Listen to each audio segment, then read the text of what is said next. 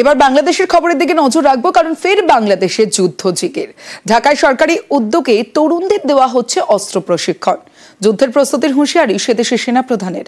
আরেকদিকে 168 জন বিদ্রোহী বিডিআর জওয়ান জেল থেকে মুক্তি পেয়েছেন।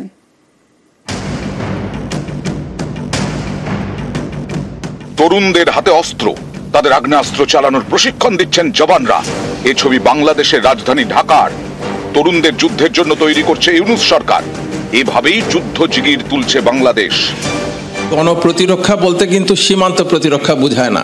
নাগরিকদের প্রতিরক্ষা, নাগরিকদের এগিয়ে নিয়ে যাওয়া, তাদের সমস্ত কার্যক্রমগুলিকে সংগঠিত করা এবং বাংলাদেশকে গড়ে তোলা। এই প্রশিক্ষণের মাধ্যমে ডিসিপ্লিন শিখবেন না, আপনাদের কাজগুলি হবে বিভিন্ন প্রায়োগিক দিক থেকে, ক্যাপাসিটি বিল্ড আপের দিক থেকে, এবং সর্বোপরি বাংলাদেশকে কিভাবে গড়ে তোলা যায় সেদিক থেকেও। একদম প্রাথমিক স্টেজে মৌলিক যে প্রতিরক্ষা সেটা শেখার জন্য এসেছি, যাতে আমাদের ভবিষ্যতে দেশে যদি কোনো সংকট আসে, বহিরা কোনো দেশ যদি দেশে আক্রমণ করে, সেক্ষেত্রে যেন আমরা দেশের পাশে দাঁড়াতে পারি, দেশকে যেন রক্ষা করতে পারি, সেজন্য আমরা ট্রেনিংটা শিখছি।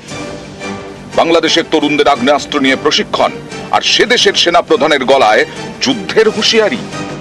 আমি কর্নেল অব দ্য রেজিমেন্ট হিসাবে ইস্ট বেঙ্গল রেজিমেন্টের আভিযানিক সক্ষমতা ও যুদ্ধ উপযুক্ততা বৃদ্ধির চলমান প্রক্রিয়াকে আরও বেগবান করব। যুদ্ধোপযোগী এবং আধুনিক প্রযুক্তির যে কোনো প্রয়োজনীয় যুদ্ধাস্ত্র সরঞ্জাম যোগান দেওয়ার ব্যাপারে আমি সর্বদা সচেষ্ট থাকব। সম্প্রতি বাংলাদেশের 6 সেনাকর্তা গোপনে পাকিস্তানে যান। তারপর পাকিস্তানের এক প্রতিনিধি দলও ঢাকায় পৌঁছেছে। জানা গেছে এই দলে পাকিস্তানের গুপ্তচর সংস্থা ISI এর প্রধান লেফটেন্যান্ট জেনারেল আসিম মালিকও আছেন। বৃহস্পতিবার 168 জন বিডিআর জওয়ানকে জেল থেকে মুক্তি দেয় ইউনূস সরকার। 2009 থেকে তারা বন্দী ছিলেন। সে বছর ফেব্রুয়ারিতে বিদ্রোহ করেন একদল বিডিআর জওয়ান। তৎকালীন মেজর জেনারেল সহ 57 জনকে হত্যা করা হয়। মোট 74 জনের দেহ উদ্ধার হয়।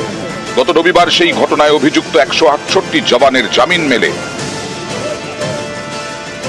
নিউজ 18 বাংলা।